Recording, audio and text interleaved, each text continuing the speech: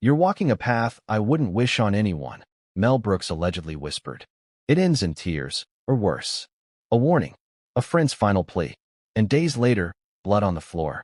How does a comedy legend like Rob Reiner, a man who gave the world laughter, storytelling, and warmth, end up in a pool of blood in his own multi-million-dollar Brentwood mansion?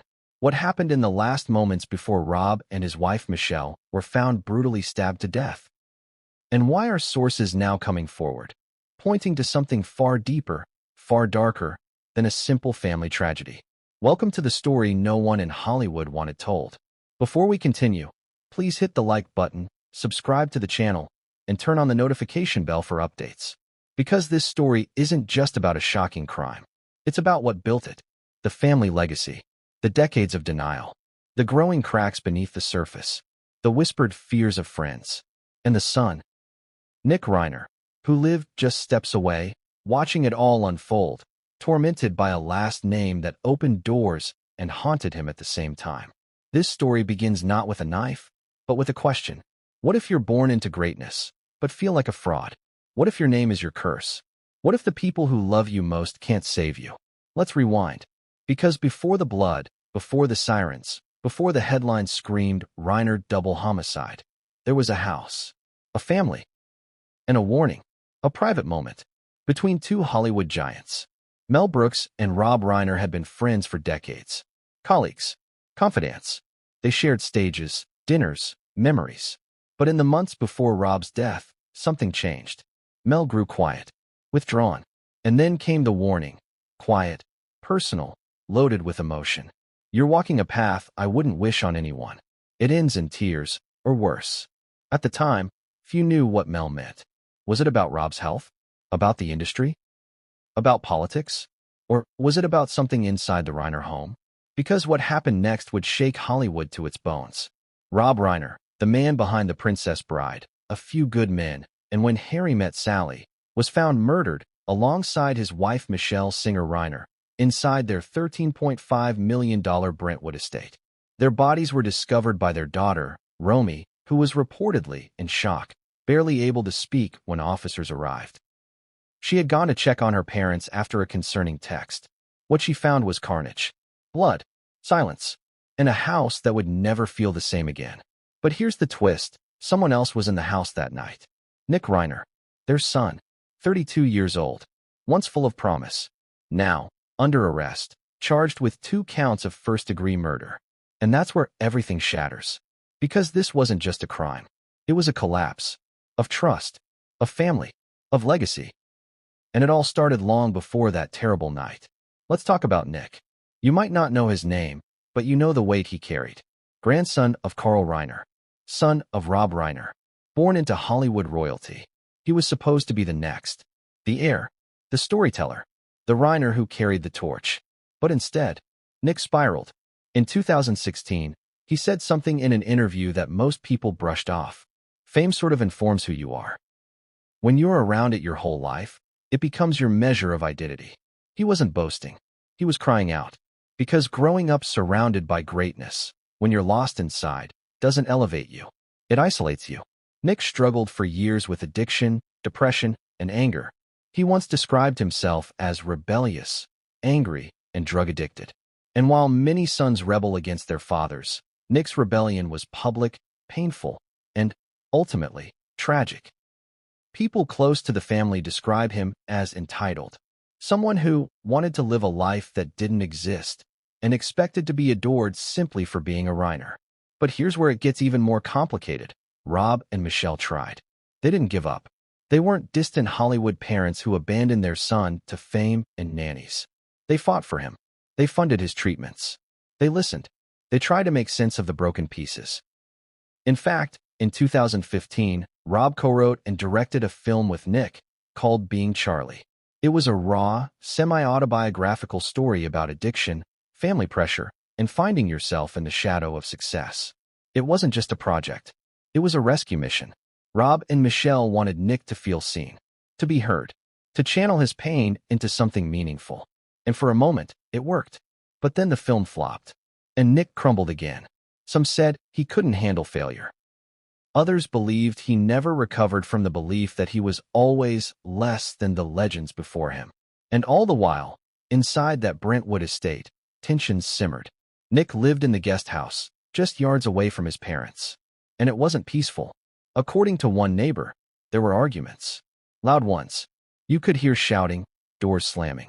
But it was Hollywood. People mind their own business here. Except one person didn't. Romy, the Reiner's daughter. At 27, she's the quiet sibling. The artist. The one who stayed away from the spotlight. But sources close to the investigation say Romy told police, almost immediately, that a dangerous family member should be considered a suspect. She didn't name Nick, but she didn't have to. Because just days later, he was in custody. Now here's where things get eerie. Investigators uncovered journals, notebooks, evidence of long-simmering resentment. Nick reportedly really resented his father's career. He felt crushed by it, rejected by it, and in his own words, he often didn't know who he was outside of that famous name. That's not an excuse. It's a time bomb. And somehow, no one stopped the countdown. So, why did Mel Brooks speak up? Why then? Why the ominous tone? Well, insiders suggest that Mel had seen signs others ignored. He'd dined with the Reiners, seen the tension, the discomfort, and perhaps most painfully, the denial. Because when you're a parent, especially a famous one, it's easier to believe your child will get better than to accept that they might be slipping beyond reach. Mel knew the industry. He knew the shadows behind the smiles. And when he looked at Rob in those final weeks, he didn't see a man at peace. He saw a father in denial. And that's when he said it. You're walking a path I wouldn't wish on anyone. It ends in tears, or worse. Tears, or blood. And now here we are. But the story isn't over. Not by a long shot.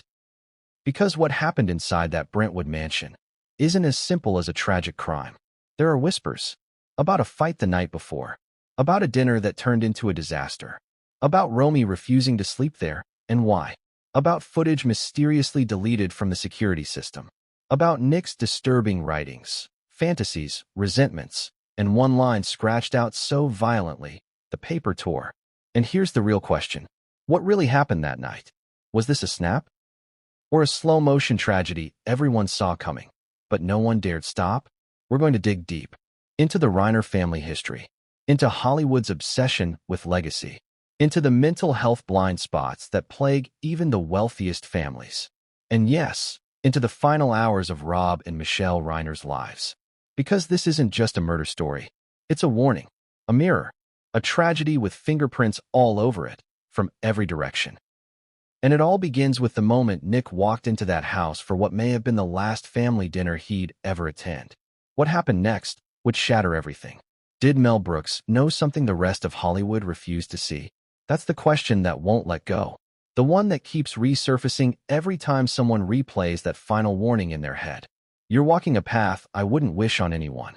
It ends in tears, or worse. Not a joke, not exaggeration. Not the kind of thing Mel Brooks says lightly. So what did he see? Because here's the part that makes people uncomfortable. Mel Brooks has spent his entire life reading rooms. Reading people. Reading silence. He survived eras, scandals, egos, collapses. He watched friendships implode and careers burn. When Mel Brooks lowers his voice and chooses his words carefully, it's not theater. It's instinct. And in the months before Rob Reiner's death, that instinct was screaming. Chapter 1 begins not with blood or sirens, but with unease. A quiet dread that grew slowly, like a crack spreading through glass. Many Hook question, what if the tragedy didn't shock everyone equally, because one man had already seen it coming? Mel Brooks and Rob Reiner weren't just collaborators. They were generational mirrors. Mel mentored Carl Reiner. Carl raised Rob.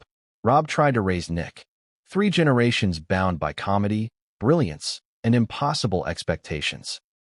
And Mel watched that lineage up close. Friends say Mel noticed a change in Rob long before the headlines. The jokes came slower. The laughter felt forced. Rob still showed up, still smiled, still worked. But there was something behind his eyes that hadn't been there before. Worry. Not career worry. Not political frustration. Family worry. You see, Rob Reiner had faced critics his whole life. He'd been attacked in the press, dismissed, praised, mocked.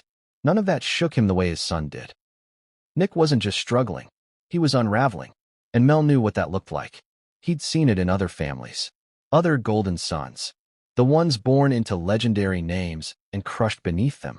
The ones who oscillated between entitlement and self-loathing. The ones who didn't know whether they were special or invisible. Mel once reportedly told a mutual friend, "Fame doesn't raise children. It confuses them." And Nick was confused. But here's the contradiction that tore Rob apart. Nick wasn't ignored. He wasn't abandoned. He wasn't cut off. Rob and Michelle did everything parents are told to do. They paid for rehab. They funded therapy. They opened doors. They collaborated with him creatively. They protected him publicly. And still, nothing stuck. How do you save someone who doesn't know who they are without your name? That question haunted Rob. And Mel saw it. Sources close to the family say Mel visited the Reiner home several times in the final year. Not formal dinners. Quiet drop-ins. Conversations that lingered too long in the kitchen. Moments where Rob would trail off mid-sentence and stare into space. Mel noticed the tension when Nick entered a room. The way conversations shifted. The way Rob tried to keep things light. The way Michelle watched everyone carefully, like she was bracing for impact. Mel also noticed something else. Fear. Not fear of Nick harming others. Not yet. But fear of losing him completely. Fear of saying the wrong thing. Fear of pushing too hard. Fear of letting go. That kind of fear is paralyzing. And Mel recognized it because he'd seen it before, in parents who loved their children so much they couldn't draw lines. One source claims Mel warned Rob privately more than once. Not dramatically. Not loudly. Just small, heavy statements. You can't fix this with love alone. This isn't something you can write your way out of. You can't carry his identity for him. Rob listened. He nodded. He agreed. And then he went back to doing what he always did, trying again. Because what parent doesn't? But the warning that echoed after Rob's death came later. Closer to the end. More urgent. It happened after a dinner. A tense one. According to those familiar with the evening, Nick had been agitated. Restless. Snapping at small comments. He reportedly accused Rob of sabotaging his life. Not with words, but with existence. Imagine hearing your child say that your success ruined them. What do you say back? Rob reportedly tried to defuse it. He joked. He changed the subject. He tried to remind Nick of his talent, his opportunities. Nick didn't want reassurance. He wanted acknowledgement. Of what? That's the part no one agrees on. Some say Nick wanted to be seen as a victim of the Reiner legacy. Others say he wanted independence without consequence. Others insist he simply wanted peace and didn't know how to ask for it. What everyone agrees on is this. That night left a mark. Mel saw Rob afterward. The man looked shaken. That's when Mel said it. You're walking a path I wouldn't wish on anyone. It ends in tears, or worse. Not prophecy. Recognition. Mel wasn't predicting murder. He was recognizing escalation. And escalation is something Hollywood families rarely talk about honestly. Because escalation means admitting that love hasn't worked. That resources haven't worked. That patience hasn't worked. Escalation means facing the possibility that the person you're protecting might be dangerous. Not just to themselves, but to others. That's a terrifying line to cross. Rob never crossed it. Instead, he doubled down on hope. Let's talk about the guest house. Nick lived on the property, but not in the main home. That detail matters. Physically close. Emotionally distant. Some call it generosity. Others call it avoidance. Neighbors described shouting matches that ended abruptly. Doors slamming. Silence afterward. No police reports filed publicly. No restraining orders. No formal interventions that stuck. Everything stayed internal. And that's where tragedies like this grow. In privacy. In silence. In families who believe they can handle it themselves. Mel knew that pattern. He'd seen how quickly internal crises become public catastrophes. That's why his warning wasn't casual. It was heavy. Final. And yet, even Mel couldn't force Rob to change course. Because love makes people stubborn. Now ask yourself this. If someone like Mel Brooks sensed danger, why didn't others? Or did they, and just chose not to say it out loud? After Rob's death, whispers emerged. Industry friends admitting they were worried about Nick. That they'd seen signs. That they'd heard stories. But worry without action is just fear with better manners. And Rob paid the price for everyone's silence. But here's the twist that complicates everything. Mel wasn't convinced Nick was irredeemable. Far from it. In fact, Mel reportedly believed Nick was in pain, not evil. Lost, not malicious. So when Mel warned Rob, it wasn't about abandoning his son. It was about boundaries, about recognizing when compassion becomes exposure, about understanding that sometimes the most loving thing you can do is step back. Rob couldn't. And now, two people are dead. Here's the uncomfortable question you need to sit with. If you were Rob, what would you have done differently? Would you have drawn a line? Would you have forced distance? Would you have believed things could turn violent? Most parents say no, until it's too late. Mel Brooks understood that human denial better than most. That's why his warning wasn't dramatic. It was resigned. A man who had seen too much, saying too little, too late. And that brings us to the night everything changed. Because while Mel sensed the storm, no one knew when it would break. The house was quiet. The guest house lights were on. The main residence looked peaceful from the street. Until it wasn't. What happened inside that Brentwood mansion would shock investigators, devastate a family, and expose everything Mel Brooks feared. And the first person to discover the truth was their daughter. But what Romy saw when she walked through that door would haunt her forever. And the details of that scene, the timing, the silence, the evidence left behind, would raise questions that still haven't been answered. Because once the warning became reality, nothing could be undone. And what investigators found next would shift this story from tragedy to something far darker. It looked like a Hollywood dream home. Gated, pristine, worth $13.5 million. Just a few minutes from the Getty Center. Tall hedges, sparkling glass, warm lights. The kind of house that whispers success before you even ring the bell. But that night, it didn't whisper. It screamed. A chilling silence had taken over. And what happened inside would not only make national headlines, it would unearth secrets that had been buried for years.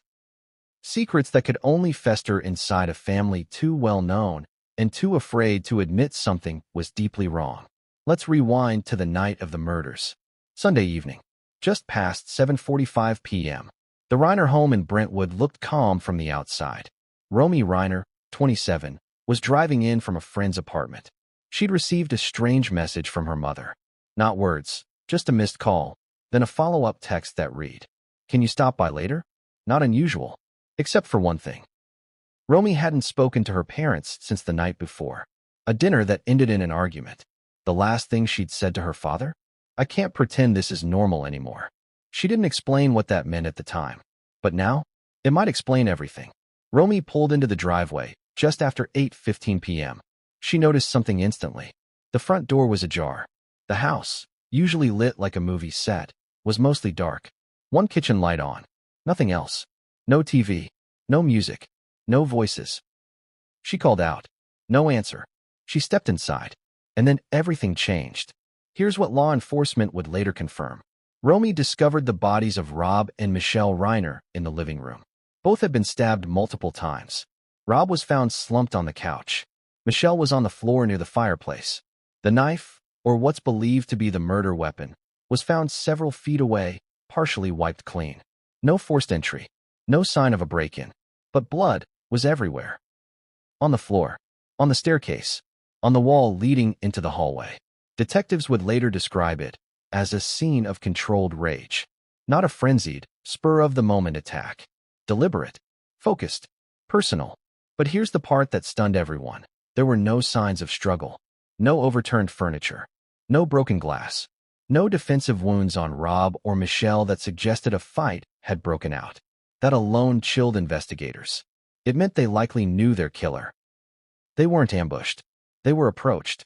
Possibly even sitting down, trusting the person standing before them. And the most unsettling discovery? Nick Reiner was home the whole time.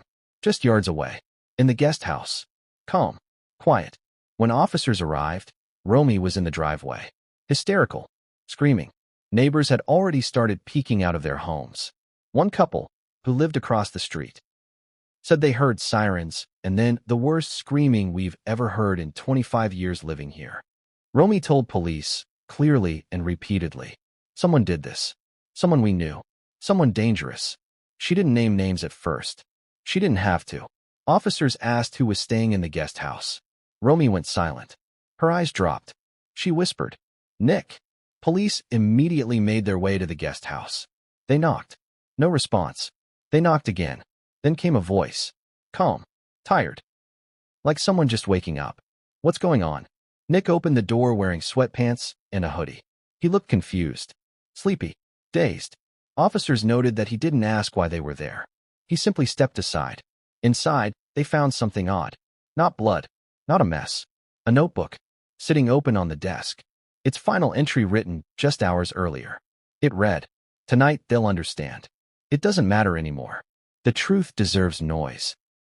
Investigators later confirmed the handwriting belonged to Nick. He didn't deny it. In fact, according to arresting officers, he barely reacted to anything. He didn't cry. He didn't protest. He didn't ask if his parents were okay. He just sat down, folded his hands, and said, "I think you already know." Let that sink in. No panic. No denial. Just resignation. As if he'd known this moment was coming. As if this was the end of something he'd been building toward for years. But let's talk about the house. Because the Reiner estate wasn't just a luxury home. It was a fortress of family history. Memorabilia. Photos. Film posters. Letters. Awards. It told the story of 3 generations of Hollywood giants. From Carl to Rob to Nick. Or at least, it tried to. One investigator reportedly told a journalist, "You could feel the legacy in that house. But you could also feel the pressure. It was everywhere." Framed black and white portraits of Carl Reiner and Mel Brooks. Signed screenplays of Rob's classics. A cabinet of awards. Oscars, Emmys, Directors Guild honors. And then, tucked behind the living room bar, a smaller shelf. Nick's shelf. It had 3 items. A script from Being Charlie. A photo of him and Rob on set. And a framed quote that simply read, "The shadow is long. The light is yours." That quote was reportedly something Rob had written to Nick years earlier, after a particularly difficult rehab stint. It was meant to encourage him. To tell him he wasn't just a Reiner. He was Nick. But according to people close to the family, Nick hated that quote. He once tore it off his wall and threw it into the pool. So why was it suddenly framed again? Investigators think they know why. Because in families like this, gestures are everything. And sometimes, they're silent screams.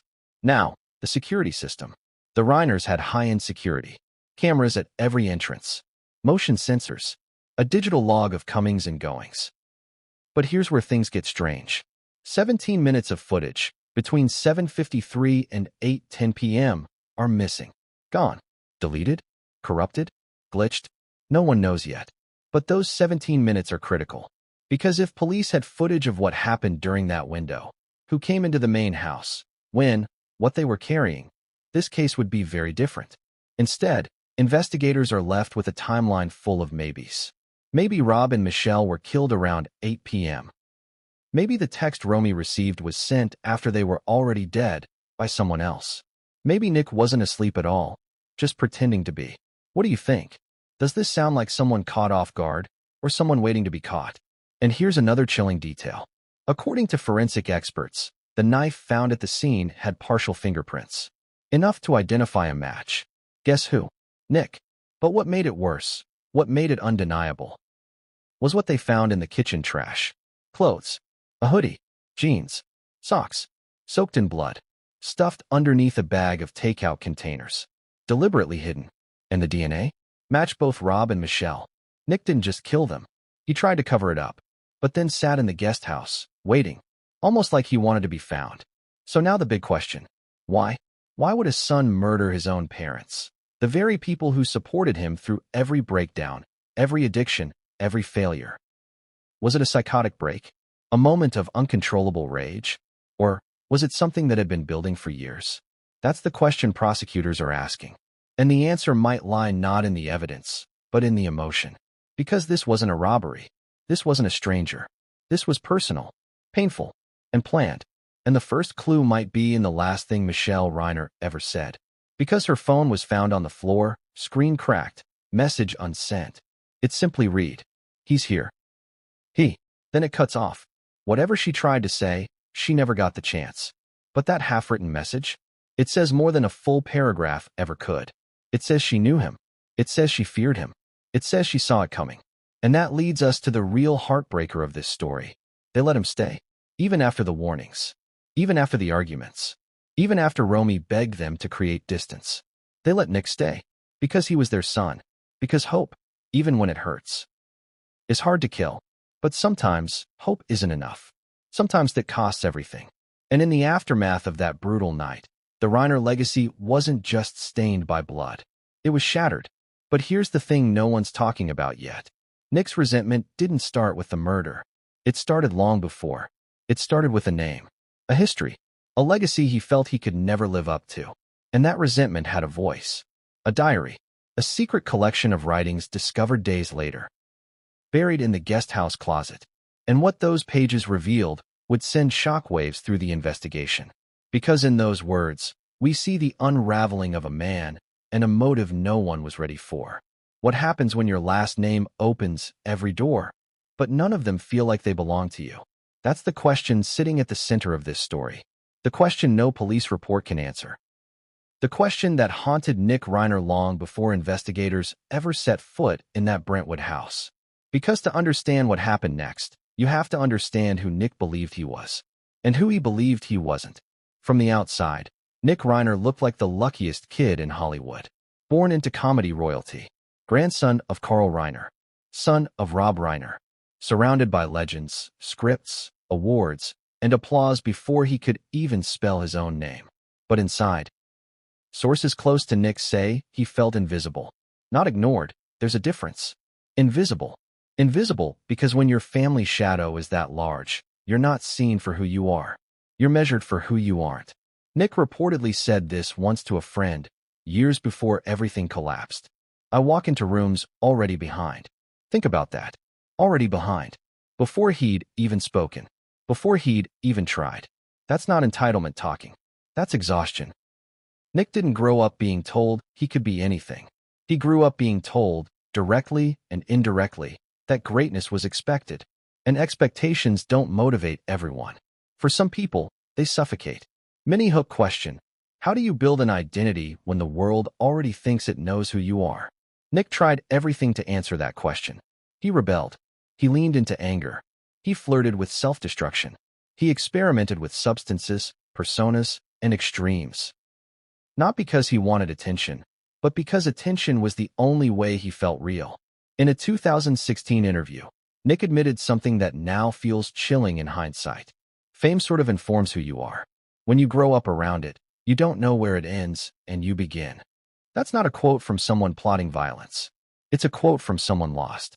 But lost people can be dangerous, especially to themselves, and sometimes to others. Nick didn't resent his parents because they were cruel. By most accounts, Rob and Michelle were deeply involved, loving, and present. That made it worse. Because how do you blame parents who are trying? You don't. You blame yourself. And then you resent them anyway. That contradiction lived inside Nick for years.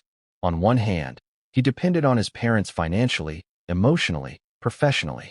On the other, he felt humiliated by that dependence. He wanted autonomy, but without starting from zero. He wanted recognition, but without comparison. He wanted the love his family had earned without putting in the work, as one family source put it. That's a brutal thing to admit, and even more brutal to feel. People close to Nick describe a constant push-pull dynamic. Gratitude followed by rage. Hope followed by collapse. Promises followed by silence. And every time he stumbled, the comparison grew louder. Carl Reiner was a legend by Nick's age. Rob Reiner was already shaping Hollywood. Nick, still searching. And here's where the story gets complicated and uncomfortable. Rob tried to help in the only language he knew, storytelling. In 2015, Rob and Nick collaborated on a film called Being Charlie. On the surface, it was a drama about addiction and recovery. Underneath, it was something far more personal. A message, a lifeline. The film mirrored Nick's struggles almost too closely. Addiction, pressure, a son suffocating under expectations, a father trying to reach him. It was therapy disguised as cinema. On set, people noticed the intensity between father and son. Emotional scenes bled into real arguments. Breaks were tense. Some days, Nick reportedly stormed off. Other days, he broke down. Rob believed the project would give Nick purpose, confidence, direction. For a moment, it seemed like it might. Then the film underperformed. Critics were mixed. The box office was disappointing. The industry moved on. Nick didn't. To him, the film's failure wasn't just professional. It was personal. Proof. In his mind, that even with every advantage, he still wasn't enough. And something shifted. Friends noticed Nick became quieter, more withdrawn. Then, suddenly, more volatile. This wasn't the slow burn of depression anymore. This was anger. Directed anger. At the industry. At the audience. At expectations. And, quietly, at his father. Reports suggest Nick really resented Rob's prolific career. Not because he hated his father, but because he couldn't escape him. Every success Rob achieved became another reminder of what Nick hadn't. And that resentment didn't fade with time. It hardened. Addiction relapses followed. Rehab stints. Therapy sessions. Family meetings that ended with promises everyone wanted to believe. But here's the detail that investigators would later circle back to again and again. Nick didn't just feel like a failure. He felt betrayed by reality. As one acquaintance described it, Nick believed life owed him clarity. And when it didn't arrive, he took that as an insult. That mindset is dangerous. Because when the world doesn't match the story you believe you deserve, someone has to be blamed. And that blame, over time, found a target. The Reiner home became a pressure cooker. Nick lived in the guest house, close enough to feel watched, far enough to feel excluded. Every dinner invitation felt like a test. Every family interaction felt loaded. Romy, the youngest, reportedly sensed the shift before anyone else. She kept her distance, chose neutrality, tried to avoid confrontations. Rob tried to bridge gaps. Michelle tried to mediate. Nick oscillated between gratitude and fury. And in the middle of it all, silence. The kind of silence families adopt when they're afraid that saying the wrong thing will make everything worse. Mini-hook question. When does protecting someone turn into enabling them? That's the line Rob and Michelle struggled to see, or couldn't bear to cross. They carried enormous guilt. Guilt over Nick's instability. Guilt over not being able to fix him. Guilt over the advantages that somehow became burdens. They didn't want to abandon him. They didn't want to lose him. And tragically, they underestimated how much pressure was building inside him. Investigators would later find notebooks in the guest house. Not manifestos, not threats, but pages and pages of conflicted thoughts. Some entries were hopeful, others angry, many contradictory. One line, written months before the incident, stood out. I'm tired of being someone's son. I want to exist. That sentence alone doesn't make someone violent. But paired with isolation, resentment, and untreated psychological strain, it becomes a warning sign. The kind of warning that Mel Brooks sensed. The kind that doesn't announce itself loudly. It creeps. And then there's the final contradiction. Despite everything, Nick still sought his parents' approval. Even as resentment grew, he kept their photos, revisited the film, replayed conversations, looked for validation in small gestures. That's the cruel irony. The people he depended on emotionally were also the people he blamed for his pain. That emotional knot, love tangled with rage, is one of the most volatile forces there is. And when it tightens, something has to give. By the time investigators began piecing together Nick's mental and emotional state, one conclusion became unavoidable. This wasn't a sudden snap. It was a slow unraveling. Years in the making. Ignored not out of malice, but out of hope. And that hope, well-intentioned as it was, may have delayed the hardest decision any parent can make. Letting go. But here's where the story takes another turn. Because buried beneath Nick's resentment wasn't just anger at his father. It was something older. Something inherited. A pressure that didn't start with Rob, but with Carl. And when investigators began exploring the legacy of the Reiner family itself, the expectations, the patterns, the unspoken rules, they uncovered a history that reframed everything. Because sometimes, the shadow doesn't start with you. Sometimes, it's passed down. And what Nick inherited wasn't just a famous name. It was a legacy he never asked for and never learned how to survive. And that brings us to the man who cast the longest shadow of all. The grandfather whose success shaped 2 generations. And the legacy that may have been as much a curse as a blessing. What if the thing you're most proud of is the same thing that eventually destroys you? That's the paradox sitting at the heart of this chapter. Because to understand the weight Nick Reiner carried, you have to go all the way back. Before Rob. Before Nick. To the man who started it all. Carl Reiner. Legend. Icon. Pioneer of comedy. A man who shaped television history with The Dick Van Dyke Show, redefined generational laughter with Mel Brooks, and left a towering legacy that loomed over everyone who followed, especially his own family. But here's the problem with being a living legend. You don't just pass down wisdom. You pass down pressure. And pressure, especially the silent kind, can crush even the brightest minds. Carl Reiner never intended to cast a shadow. He simply was the spotlight. He didn't ask his son Rob to follow in his footsteps. But Rob did. And then came Nick. And that's where the story turns, from inspiration to implosion. Let's start with Carl and Rob. Because even though they appeared to be a perfectly bonded father and son, the reality underneath was more complicated than most people know. Carl Reiner's career began in the 1940s. He worked alongside Sid Caesar, created The Dick Van Dyke Show, and eventually became a mentor to Mel Brooks. Their 2,000-year-old man sketches a staple of comedy lore. By the time Rob was born, Carl was already famous. So Rob grew up surrounded by brilliance. Theaters, rehearsals, green rooms. He learned punchlines at the dinner table. He watched scripts being written on napkins.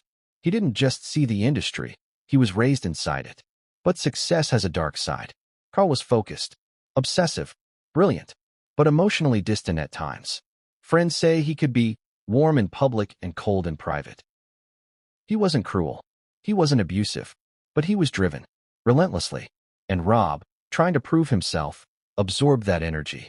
He watched how hard Carl worked. He saw the reverence people gave his father. And the message, unspoken but deafening, was clear. Be great, or be nothing. So Rob chose greatness. He didn't just act. He didn't just direct. He built a legacy of his own. This is Spinal Tap, The Princess Bride. When Harry met Sally, A Few Good Men, he didn't just meet the standard. He redefined it. But what happens when the next in line can't? Nick Reiner wasn't raised in Carl's world. He was raised in Rob's, a world already twice removed from the original trailblazer. But the expectations? Still there. Carl Reiner was always kind to Nick. Publicly proud. Supportive. But even kindness from a giant can feel suffocating if you don't know how to grow under it. And Nick didn't. In fact, multiple sources say Nick never really understood who his grandfather was. At least not until he was old enough to feel the weight of it. Imagine being 16 and realizing your last name isn't just famous, it's untouchable. Carl wasn't just a success. He was beloved. And here's the cruel twist. The more perfect a legacy appears, the harder it is for the next generation to feel real. Nick once confided to a therapist, according to case notes leaked in the investigation, that he often felt like a ghost in someone else's story. Think about that. Not even a person. A ghost. Drifting through a lineage that felt carved in stone before he ever had a chance to live. And Rob, despite his best efforts, didn't always help. Because Rob's own journey, his own desperate need to escape Carl's shadow, made him blind to how large a shadow he was casting. Carl unintentionally created pressure for Rob. Rob, unintentionally, did the same to Nick. Legacy turned generational. And no one broke the chain. Here's where it gets even darker. When Carl Reiner passed away in 2020, Nick reportedly spiraled again. Not because of grief, but because of fear. He told a close friend, "I'm next. I have nothing to show for anything. He's gone. My dad's next. Then it's just me, and I don't matter." Let that line hit you. Because it tells you everything you need to know about how Nick saw himself. He wasn't mourning his grandfather's death. He was mourning his own life. Carl's funeral was private, due to COVID restrictions. But that didn't stop the press from celebrating his life. Tributes from every major outlet, quotes from presidents, praise from icons. Nick watched that coverage from the guest house. Alone. Sources say he barely spoke to anyone for days. Not even Rob. And when he did, it wasn't about Carl. It was about how he would be remembered. He asked his father, "What do you think people will say about me when I die?" Rob, trying to comfort him, said, "You're still writing your story." Nick replied, "But no one's reading it. That's pain. That's despair. That's the voice of someone who feels permanently out of place." And the more people celebrated Carl's legacy, the more Nick seemed to resent it. Not because Carl did anything wrong, but because Nick couldn't feel anything real in its reflection. He wanted something his. A story. A win. A way to feel like he wasn't just the third act of a family drama he never auditioned for. And yet, he couldn't escape it. He was Carl's grandson. Rob's son. And to the world, that's all he would ever be. Unless he did something that made people stop. Unless he forced the world to see him. You starting to feel it now? The weight. The squeeze? This isn't justification. It's explanation. Because what investigators found next shook even the most hardened detectives. In the back of the guest house closet, hidden in a cardboard box under old clothes, was a stack of notebooks. Not diaries. Not journals. Writings. Unpublished screenplays. Letters. Musings. Some typed. Some handwritten. All raw. One screenplay, titled The End of the Line, mirrored Nick's own life to a disturbing degree. It featured a young man named Eli, born into a famous family, who lives in a guest house and slowly becomes convinced that the only way to reset the narrative is to take everything away. And in the final scene, Eli walks into the main house, and everything goes dark. Sound familiar? It should, because that story, fictional or not, read like a confession or a prophecy. And remember the quote from earlier? I want to exist. That line appears 3 times in different notebooks, sometimes scrawled like a scream, other times written in calm, eerie cursive. It was his mantra, and that's when prosecutors realized this wasn't just about rage. It was about legacy, about identity theft, not from a hacker, but from a name. Carl Reiner never meant to create a curse, but the weight of being Carl's grandson, with none of Carl's certainty, slowly became unbearable. So now the question turns back to you. What do you inherit from your family? What invisible rules shape your choices? What expectations haunt you even when no one says them out loud?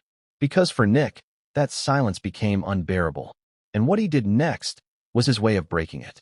But here's where things get even worse. Because while Nick resented Carl's legacy, there was one moment, one tiny detail, that showed he still loved the man behind it. Investigators found it tucked in the last notebook. A single photo. Nick and Carl, sitting on a couch, laughing. Nick had written 4 words on the back. Wish I understood him. And that line, that might be the saddest one of all. Because maybe, just maybe, if someone had understood Nick a little earlier, none of this would have happened. What if your most personal scream for help was disguised as a screenplay? That's exactly what being Charlie was for Nick Reiner. To the public, it was just another indie drama. To critics, it was a mixed bag. To the Reiner family, it was a lifeline. A raw, emotional Hail Mary, crafted by a father desperate to save his son, and a son who didn't know how to ask for help without tearing the house down in the process. And in the center of it all was the quiet question nobody dared to say out loud. What happens when the only way you can speak your truth is by playing someone else? Let's set the stage. It's 2014. Nick Reiner is 21 years old. He's just finished another stint in rehab, one of several. This one seemed different, at least for a while. He was more lucid, more open. He started writing, pouring things into a laptop that no one had ever heard him say in person. And for once, he wasn't angry about being part of the Reiner legacy. He was trying to write around it. What emerged was a semi-autobiographical script. The working title, Being Charlie. A story about a 17-year-old named Charlie Mills, the son of a famous politician, who escapes rehab and navigates the chaotic terrain of addiction, identity, and self-destruction while struggling with his father's expectations. Sound familiar? Because it was. Being Charlie was Nick's life, barely fictionalized. And Rob knew it. When Nick handed him the script, Rob didn't hesitate. He saw the pain, the detail, the vulnerability, and he knew this wasn't just a project. It was a message. It was Nick reaching across the chasm between them and asking, in his own broken way, "Can you hear me now?" So Rob did what any father would do, especially one whose entire career was built on stories. He said yes. Yes to co-writing. Yes to producing. Yes to directing. Yes to putting everything on pause to make his son's voice real. And for a moment, it looked like a breakthrough. But here's the part most people don't know. Behind the scenes, the process was anything but smooth. Many hook question, what happens when fiction becomes too real, and you're forced to relive your own trauma, take after take? From the beginning of production, tension simmered on set. Nick was involved in everything, script revisions, casting sessions, table reads. But as filming began, something shifted. Observers on set recall Nick growing erratic. At first, he was passionate, intense. Then, defensive, emotional, combative. He fought over lines. He argued over character arcs. He clashed with producers who tried to soften the more uncomfortable parts of the story. Because for Nick, this wasn't storytelling. It was survival. He wasn't trying to entertain anyone. He was trying to make people feel what he had felt. And that meant pain, unfiltered and unflinching. Rob, meanwhile, was walking a tightrope. On one hand, he was trying to honor Nick's vision. On the other, he was trying to protect him from self-immolation. At one point, a producer allegedly said, Rob wasn't directing a movie. He was refereeing a trauma spiral. Let that sink in. Because this wasn't just about being Charlie. It was about being Nick. And it was tearing both of them apart. Let's talk about the film itself. Being Charlie premiered at the Toronto International Film Festival in 2015. It starred Nick Robinson as Charlie, a sensitive, self-destructive teenager trying to outrun his demons. The character of Charlie's father, a politician torn between love and public image, was a mirror image of Rob. The film was lean, unpolished, emotionally naked. Critics were split. Some called it brave. Others called it messy. Many missed the point entirely. But one review stood out, a Variety critic who wrote, "You can sense that this film is trying to exorcise something personal. The pain is real, but the catharsis never quite arrives." That line haunted Rob, because deep down, he hoped this would be the thing, the project that finally pulled Nick back from the edge. Instead, it became a mirror that Nick couldn't stop staring into. And what he saw there wasn't hope. It was shame. Here's the twist that breaks your heart. After the premiere, Rob tried to organize press, interviews, promotion. He wanted Nick front and center, finally seen, finally respected. Nick refused. He skipped interviews. He dodged screenings. He ghosted people who reached out. Why? Because the very thing he had poured his soul into, once it was out in the world, felt fake. And that's the contradiction that defines Nick Reiner. He wanted to be seen, but he couldn't stand being looked at. He wanted to be understood, but recoiled when people tried.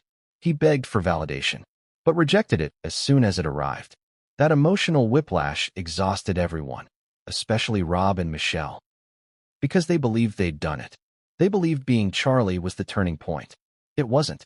In fact, some believe it made things worse. Why? Because the failure of the film, financially and critically, confirmed Nick's worst fear.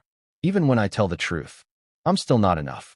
And that belief became the foundation of everything that followed. Let's rewind to something Nick once said during the early development of the film. In a private conversation, leaked after the murders, Nick reportedly told a friend, "If this doesn't work, I don't know who I'll be after." That wasn't drama. That was prophecy. Because when being Charlie faded from headlines, when the interviews stopped, when the applause didn't come, Nick didn't just lose a film. He lost a lifeline. And Rob? He lost hope. Friends say Rob never fully recovered from the film's failure. Not because of ego, but because of what it meant for Nick. He tried everything. Therapy, rehab, travel, time, now art. And still, nothing changed. At one dinner party, Rob reportedly said, "I think this story was the only place we ever spoke honestly." That sentence says everything. Father and son, bound by silence, only able to speak through fiction. But what do you do when even that doesn't work? What's left? That's the question Rob never answered. Because he didn't want to. Because answering it meant admitting something he wasn't ready to face. That love, even when it's loud, fierce, and unconditional, doesn't always heal. Sometimes it just delays the fall. So what does this tell us? Why does being Charlie matter in this murder investigation? Because it was a roadmap, not of the crime, but of the emotional decay that led to it. The film's final act shows Charlie alone, still confused, still hurting, still lost. There's no triumph, no redemption arc, no closure, just a kid trying. And that's what makes it so devastating. Because art doesn't always save you. Sometimes, it just helps you document the fall. And when detectives rewatched the film after the crime, they reportedly fell silent. One investigator said, "It's all there. The loneliness, the rejection, the warning signs." He wasn't hiding it. He was broadcasting it. But here's the final punch. Before his arrest, Nick was seen rewatching Being Charlie on his laptop. Twice. The last time, just hours before the murders. So ask yourself, was he looking for answers? For forgiveness? Or for confirmation that his story was over? That no one could save him. Not even the father who tried everything. Because Being Charlie wasn't just a movie. It was a confession, a cry, and a warning that no one truly heard until it was too late. It wasn't just a place to sleep. It was a ticking time bomb. Because the guest house on the Reiner property, the 900-square-foot converted pool house tucked quietly behind the main estate, was more than a structure. It was a pressure chamber, a place where one man's unraveling went unnoticed, unchallenged, and, ultimately, uncontained.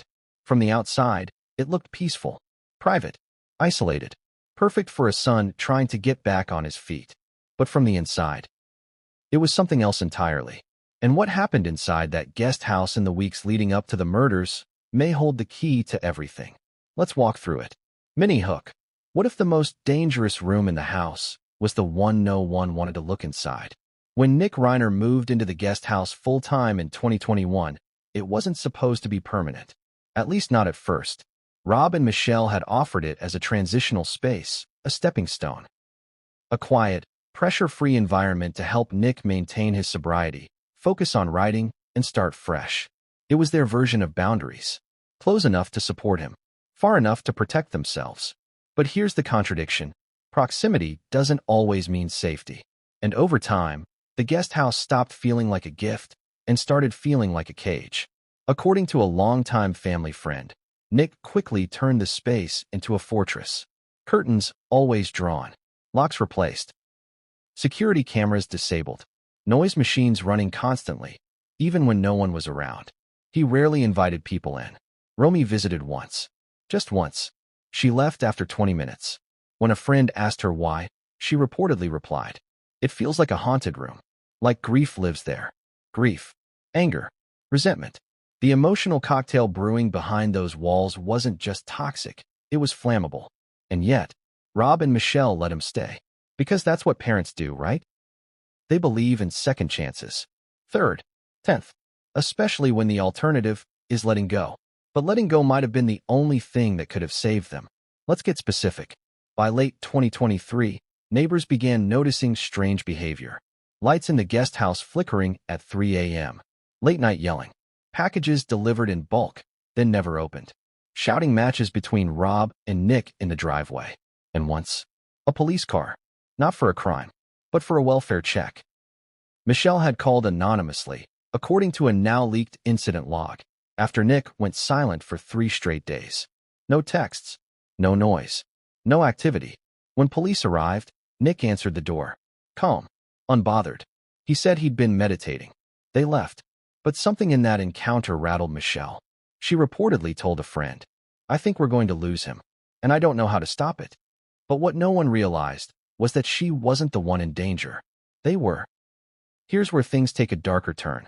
In January 2024, Nick purchased a set of combat knives online. Nothing illegal, but deeply unsettling, especially given his mental health history. When Rob found the package in the guest house weeks later, he reportedly confronted Nick. The conversation escalated. Nick accused Rob of spying, of violating his space, of treating him like a threat. Rob backed off. Later that week, he mentioned it in passing to a friend. "I'm walking on eggshells. I feel like a guest in my own home." A guest, in his own house. That line matters. Because it wasn't just about tension. It was about fear. And for a man like Rob Reiner, a father who had spent decades trying to protect, defend, and uplift his son, that fear was foreign. It didn't feel like failure. It felt like betrayal. But he still didn't act. He didn't ask Nick to leave. Didn't call the police. Didn't change the locks.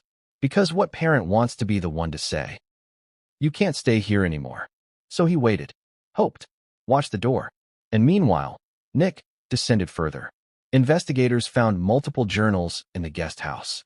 Notebooks, digital files, even recorded audio diaries. And in them, a window into Nick's mindset. One entry, dated just 12 days before the murders, read, "I'm a prisoner. They keep me here, smiling at me, pretending like everything's fine. It's not. It never was. I was born with a mask on. But the knife sees the truth." That last line chilled detectives.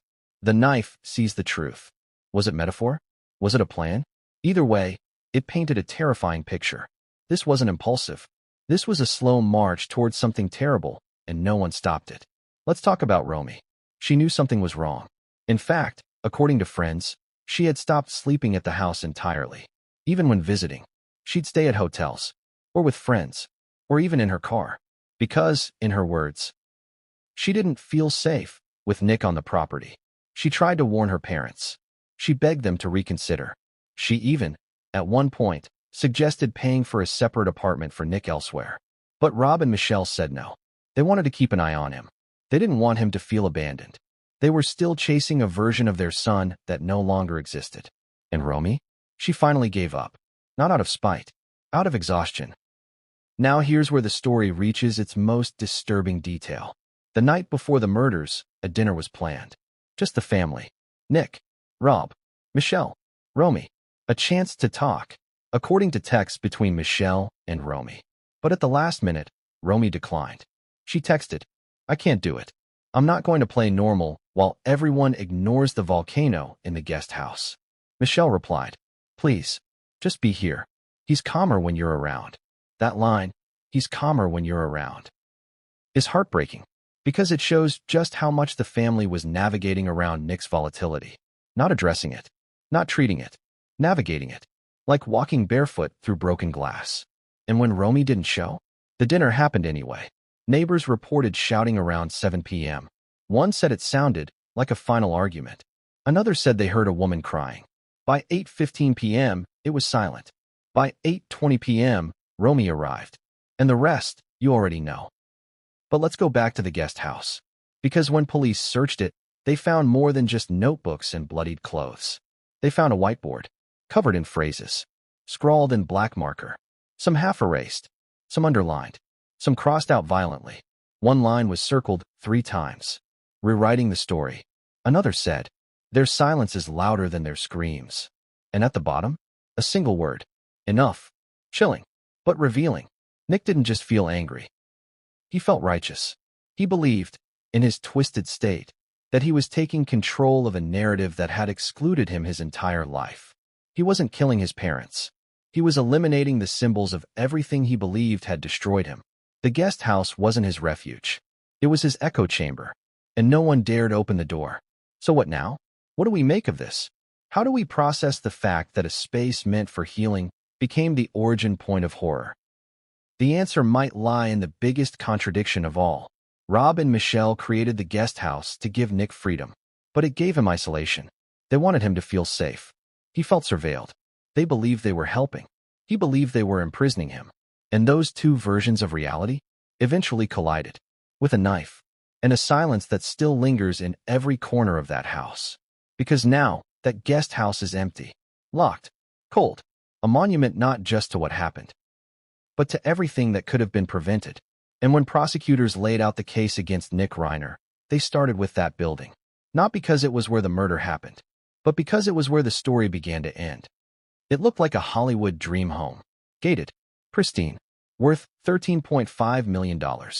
Just a few minutes from the Getty Center.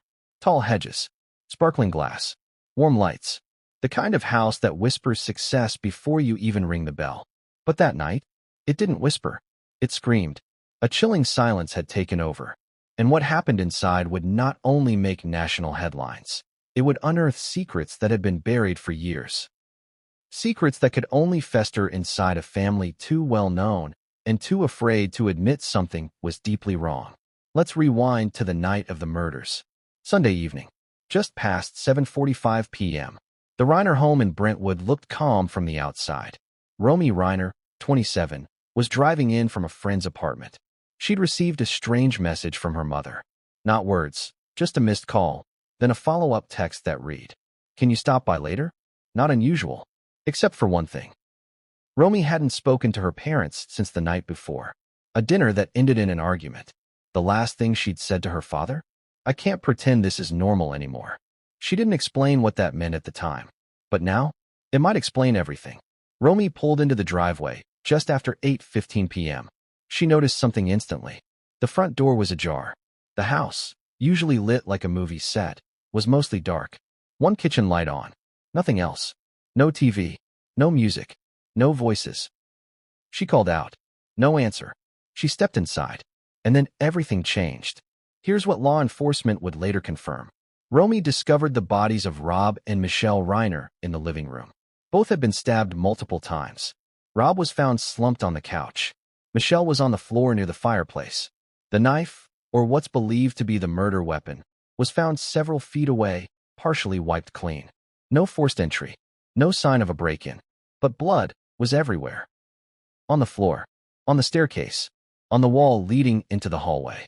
Detectives would later describe it as a scene of controlled rage, not a frenzied, spur-of-the-moment attack. Deliberate, focused, personal. But here's the part that stunned everyone. There were no signs of struggle, no overturned furniture, no broken glass, no defensive wounds on Rob or Michelle that suggested a fight had broken out. That alone chilled investigators. It meant they likely knew their killer. They weren't ambushed. They were approached, possibly even sitting down, trusting the person standing before them. And the most unsettling discovery? Nick Reiner was home the whole time, just yards away, in the guest house. Calm, quiet. When officers arrived, Romy was in the driveway, hysterical, screaming. Neighbors had already started peeking out of their homes. One couple, who lived across the street, said they heard sirens and then the worst screaming we've ever heard in 25 years living here. Romy told police, clearly and repeatedly, someone did this. Someone we knew. Someone dangerous. She didn't name names at first. She didn't have to. Officers asked who was staying in the guest house. Romy went silent. Her eyes dropped. She whispered, "Nick." Police immediately made their way to the guest house. They knocked. No response. They knocked again. Then came a voice. Calm.